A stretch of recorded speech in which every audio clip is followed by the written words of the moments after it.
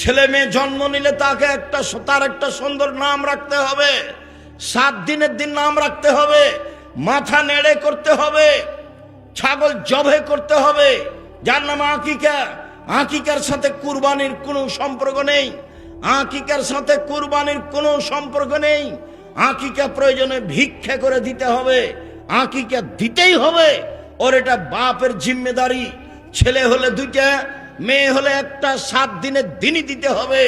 14 দিনে আকিকা চলে না, 21 দিনে আকিকা চলে না, জীবনে একদিন আকিকা চলে না। 7 দিনের আগে বাচ্চা মারা গেলে আকিকা চলে না। ভুল হিসাব। গরু দিয়ে আকিকা চলে না, উট দিয়ে আকিকা চলে না।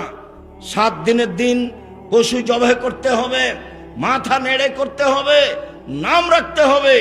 চুল সমপরিমাণ রূপা তার মূল্য দান করতে হবে। 4টা কাজ সেদিন বাপের জিম্মেদারি।